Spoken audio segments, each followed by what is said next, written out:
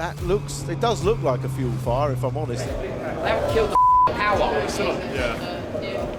Dan looking so despondent. Well, you will, wouldn't you? Yeah. It's an all-nighter at the very least for the Motorbase team, isn't it? Not 100% sure what's caused the fire yet. The car's literally on the way back now. It's coming down pit lane as we speak. It's one of those days. There's two halves of this garage, and unfortunately one has a lot of work to do, and unfortunately this comes with the territory sometimes.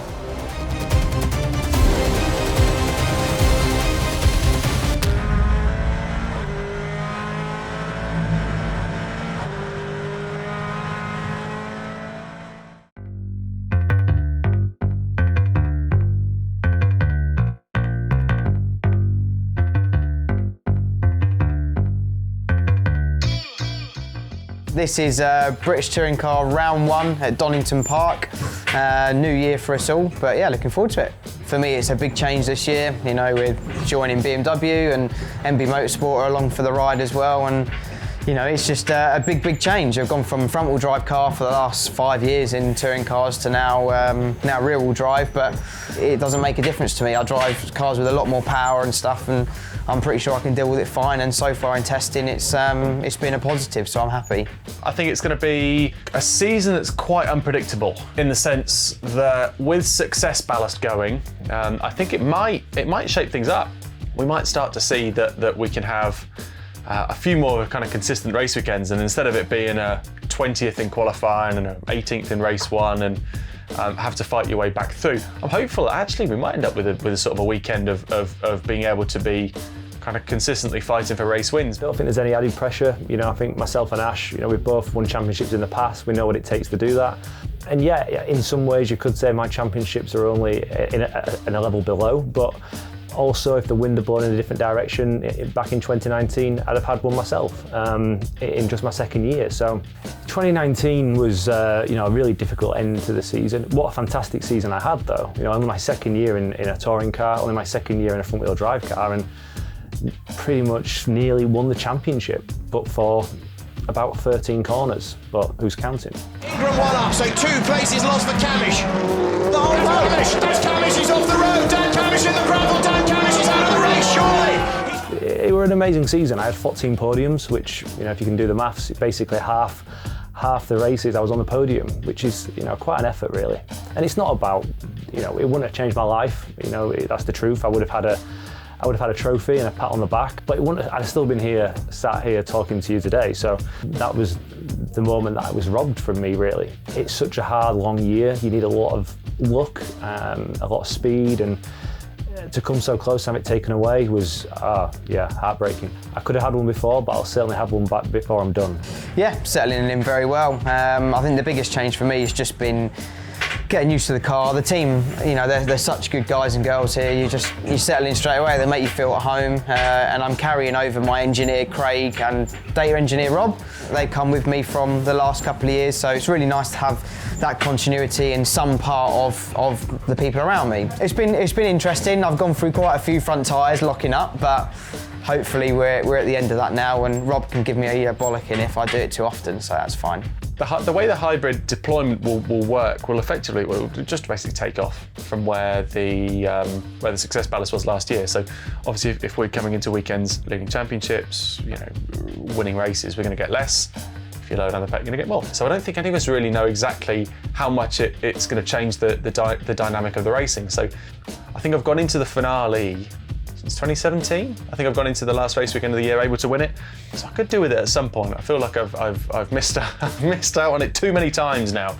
Donington is brilliant. Donington's absolutely fantastic. It's a circuit that certainly one that the drivers really enjoy. You know, fast flowing. It's the slipperiest place on planet Earth when it rains. Got some great corners. Donington's got a lot of undulation, a lot of up and down, big hills, big long climbs, and looks fantastic, as all Palmer's circuits do. But from a racing point of view, it's fantastic. There's loads of places to be able to overtake. The hybrid system could give you quite a lot if you deploy it in the right way. It's going to be interesting. It's going to be very interesting.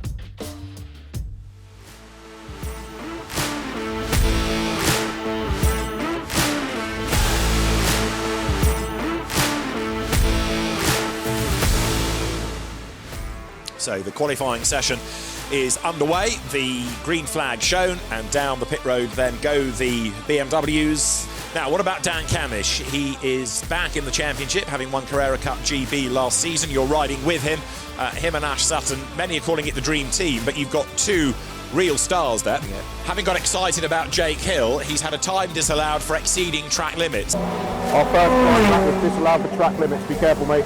As there you see, number 9 of Dan Camish in the very colourful Napa, and there the blue light flashes. Now that's what Tim was talking about a little earlier. When that blue light in the side window flashes, you know. Oh, fire on the front of the car. Fire is there through the bonnet. And Dan Camish is going to have to part that, and he does, and he bails very quickly. I was about to say that blue light says the hybrid is being used, but this is going to stop the session, I would have thought, with the car in the gravel. So that car is 15th fastest. Dan's okay, but urgently needs marshals with the extinguisher. Come on, for sake. They're trying to get the bonnet, get some extinguishing under the bonnet, which is obviously the source of where the fire is. It does look like a fuel fire, if I'm honest. There's no black smoke from oil, and oil doesn't burn that ferociously. They haven't killed the power. Still pumping fuel out. That's why it's on fire. No. The first qualifying session of the season, and then suddenly it pans to the car, and it was on fire. A component on the fuel system split, caused the fire. It wasn't a brand new component that weekend, but it was a brand new component in pre-season testing. It should have lasted 5,000 kilometres. It lasted less than 1,000. When the fuel is pumping at 5 bar onto a lot of hot things, fire is very hard to put out. You know, yes, the kill switch could have been done, which would have prevented a bit of it. Yeah, there's a lot of swearing at the point, and obviously when things like that happen, camera people turn up, like yourself, and you have to be quite mindful of what you say. Dan looking so despondent. Well, you wouldn't, yeah. It's an all-nighter at the very least for the Motorbase team, isn't it? Well, the green flag is waved, so we are back in business as the cars are pulled back into the fast lane. Now, I know we've got 17 minutes to go, but 0.02 of a second is now the margin between Colin Turkington and Adam Morgan, who has just gone second. 0.02 of a second is all that's between them. Jake Hill is down to third ahead of Gamble and Jelly. Ingram is the best in the front-wheel drive brigade, sixth. This is Jake Hill coming up towards the end of the lap. Personal best and an absolute best. This could be good enough to put him top. Let's see as he breaks the beam. Jake Hill does go through, and that is fastest, 68.465. Meanwhile, here comes Ingram to finish his lap. Jelly, I see from the monitor, has gone fastest of everybody in the first sector, but let's see Ingram across the line, and he stays 8th. This is Jake Hill once more now. He's already the fastest from Sutton, and George Gamble, third fastest. Jake Hill goes quicker still, 68.418. But Ingram has now pipped him. Ingram is now 4th. He's on his run. Well, Jake Hill crosses the line, and that last lap was a 68.476. Jake Hill takes his first pole position. I'm really sorry, Sausage. We've only got pole. Great job, mate. Well done. Cracking job. What a job. Well done, boys. Blinding job, mate.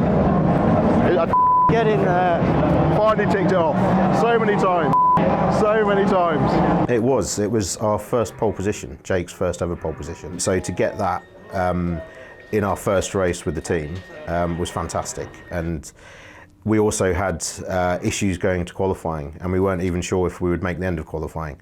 So the first run we did was good enough for P2, and essentially that was a banker lap because we weren't sure if we were going to get to put any more laps in. So anything beyond P2 was a bonus. And then he went out and delivered, and we got pole. So it was a fantastic start to the weekend. I'm starting fairly far down, last position after yesterday's fire. But the guys have been working flat out. They got away from the track about 4 a.m. They've worked through the night, stellar job, and I'll be on the grid to take the start this morning. Yeah, amazing job by the Motorbase boys, and today is my opportunity to repay them. Unfortunately, you're so helpless with a fire. There's nothing I could have done to help with that. There was many marshals already there with extinguishers who were trained to do this sort of thing, and you sort of sat there watching your whole day and your whole weekend potentially go up in smoke. At that point, I was really worried that this might be the end of the day for me, or certainly the end of the weekend. And thankfully the guys have worked hard. But yeah, I've been in this championship before, and I've come close, and I've lost by only a couple of points. I know that every point counts, and when it's round one and you know that you're giving away vital points to competitors, you know, it's not a good feeling. It's a long season. And, you know, I'm really pleased that the boys have given me a chance today to claw some points back. You know, if this had happened in race one today, it would have been game over for the day. So, but the guys have given me a chance, so we'll see what we can do.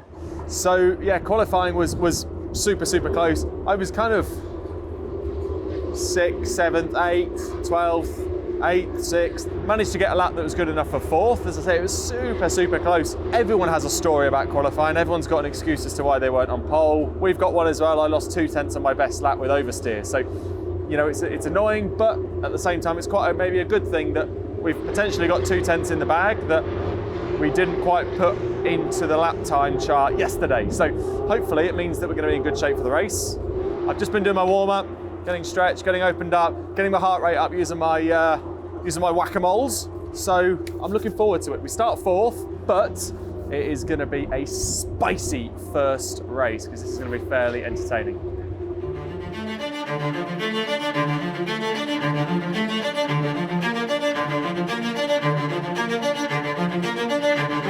Green flag is waved. The 2022 Quick Fit British Touring Car Championship season about to get underway. Lights out, it is blast off, and a good stop by Turkington, but a good getaway also by Jake Hill, who claims that inside line on the run down to Redgate.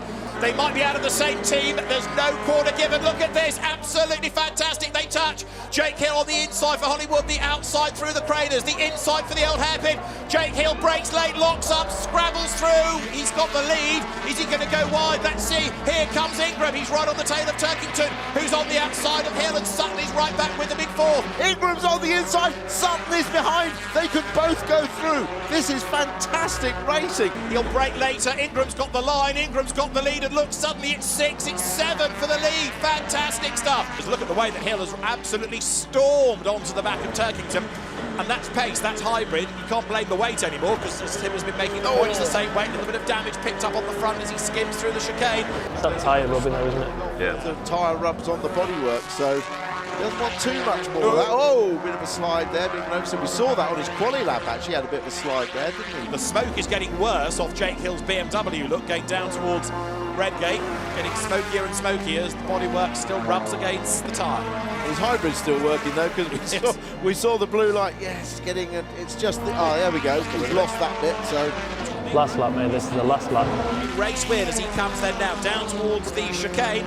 So the Bristol Street Motors with Accelerate TradePriceCars.com Hyundai is about to give him a 20th career win. And what a way to start the new era of the British Touring Car Championship. Tom Ingram wins for Colin Turkington second and Jake Hill third. Good job, mate. We'll take that for a start.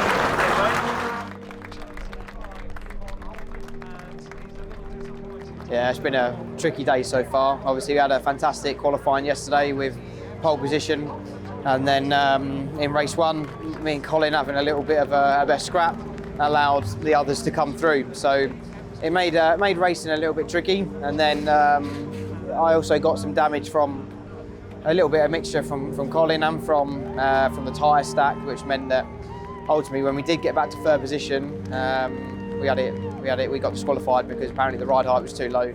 But the ride height area, which it was too low, was, I'm not joking, about as big as that. You know, the whole floor of the car cleared, apart from a very small bit that had damage. So pretty pissed off, to be honest, considering we lost a third place due to that. It's just, you know, it's something that's almost unavoidable. I didn't know about the disqualification, obviously, until we'd celebrated the podium, which almost makes it worse, to be honest, because you've done the podium celebrations, you've got your pot and your hat and your interviews and all of that, and obviously the most important thing, points. And now I've been stripped of all of that, so yeah, not happy. The best case is to get into the top 10, reverse grid, and then win the last race. You're now on the left, P16. How come? Jake got thrown out for ride-out failure. Yep. 16th. 16, I said, on the hill went, didn't they? Yeah. Yeah, Jake's gone to the back. It's a rule that's, they say, self-inflicted, basically because he hit the barrier that caused the damage. It's a harsh rule. But it's there to stop you, so basically what you could do is you can go and set your car at 50 mil ride height, smash into the barrier on the last lap and go, oh, I've only found the ride up because I've got damage. That's why it's there. But sometimes it can be a bit hard.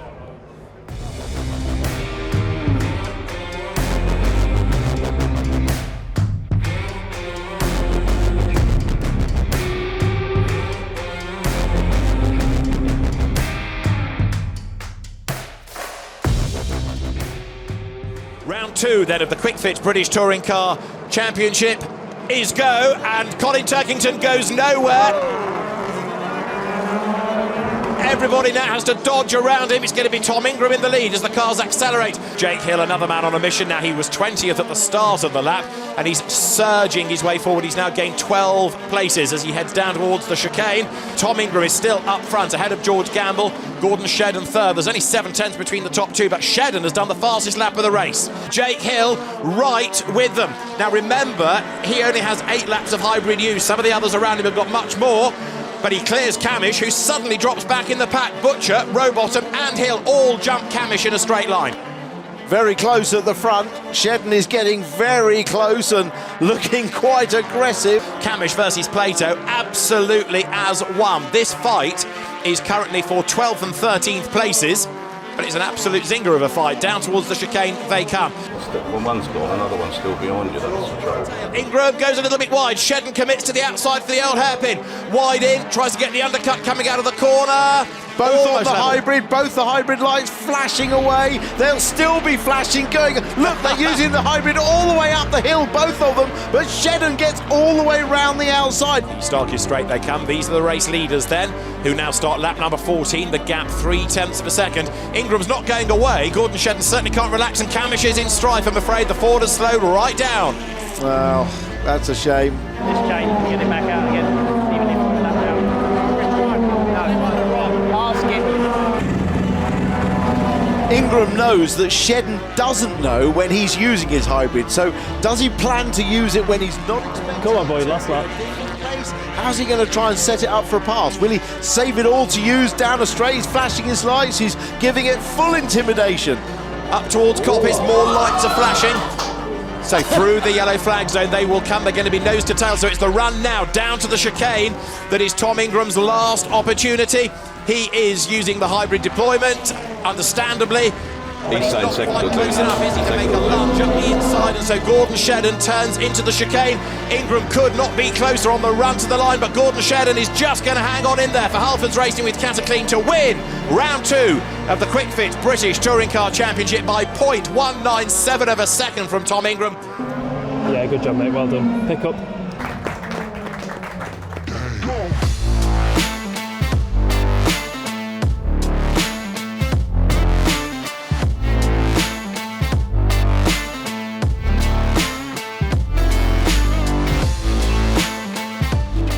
It's been a long day, some challenging times, but yeah, hopefully a good result to cap off the day, yeah. So Jake Hill starts on pole position for the final race of the weekend, with Dan Lloyd second on the grid and Bobby Thompson starts third alongside Ash Sutton. So green flag waved, round 3 of the Quick Fit British Touring Car Championship set to get underway. Lights go red, lights go out now. It is blast off, and a good start by Hill, not a great start by Bobby Thompson. A good getaway by George Gamble. What about Adam Morgan out of all of that as well? Gamble gets hemmed in on the inside. Morgan goes round the outside of others as they dive down to Redgate. Jake Hill has the advantage then. So Hill getting away, but everybody else in a queue for second. Big old bunch of cars all up together. Dan Camish coming through there. Sutton with a good run out of the chicane right there on the back of Lloyd, but Hill is getting away, no question about it. 1 lap done. 6th Bobby Thompson, but he's under attack from Tom Ingram. Ingram in the background to the inside. That is Morgan versus Cook. Into Hollywood they go. You're on board now with Dan Camish. He is running in 17th spot. Now 16th, he's gained a place on this lap. In fact, he's going after Michael Crease and he's hunting for points. Race leader, Jake Hill, getting away from Ash Sutton. 1.5 seconds the margin, and last time around Jake Hill did the fastest lap of the race. And there Ingram dives up the inside of Butcher. That's for position, of course. It is for 6th, and he's gone through, elbows out, but Ting goes through. So Tom Ingram picks up the place, goes ahead of Rory Butcher. Yeah, so Camish in 13th. Now that, lest you forget, is the race leader, Jake Hill, who has just disappeared up the road. Here is Ingram alongside Morgan then, coming out of Coppice. side by side almost, but Ingram on the inside line. He's going to have to leave his braking late, which he does. He lines up for the move on the inside and he goes by. Good driving this by Ingram. Late race. Look, we were talking earlier about keeping some hybrid deployment back, and you can see how he's used it to catch that group and now work his way through. Jake Hill is on target for a first win as a BMW driver, and it is going to be honours in round 3 of the championship. Jake Hill takes the checkered flag. He's victorious at Donington. Well done. Good job. We're all fist pumping. Yes. Yeah, started the day quite well, and then didn't go so well after race 1 and not passing scrutineering. But after that, we came from the back to the front, and then won race 3. Sorry. So yeah. It's been a interesting day, hasn't it? We've gone from finishing 3rd on the road to having it taken away in race 1, to then starting last and coming all the way back to 9th, and then obviously being picked for reverse grid and winning the last race. So very, very happy to obviously get the first win, the win that I think we should have probably had this morning, but I'm so glad it's happened already, and yeah, just thankful to everyone really. Yeah. I was not in a good place, that's for sure, but I mean, it's how you bounce back, isn't it? I think we could just completely reset the head, reset the car, and just went again, and I've just got to learn to keep that up when and if things do go bad again, like they did so early in the weekend. So yeah, I mean, I'm glad I sorted my head out and got it into a good place, and we had a great race 2, and then obviously went on to do what he did there. I mean, there's a little bit of I can't believe my luck for sure, but at the same time, as long as we were near the front, as long as we were sort of top 3, top 4, I was fairly confident that we could still get the job done. The car's been so good today, and I really, have had the best car I've ever had in British touring cars today. So I've got no excuses. And when it got picked, I just thought, well, that's it then. There we go. As long as nothing breaks, we're going to win race 3. So there we go. Done. Romeo done. First race weekend of the year finished. And it was a pretty good weekend. Really good weekend, in fact. Race 1 win. 2nd in race 2, 4th in race 3, peachy. We like that. It's a good start to the year. We've done a good job. Guys and girls packed down now. The car's going to go back to the workshop, have a full strip down, ready for the next round of the season at Brands, which we cannot wait to get started for. So I'm very happy with how the weekend's gone. I'm going to get back, I'm going to give my dog a cuddle, and I'm going to have a big pizza, I think.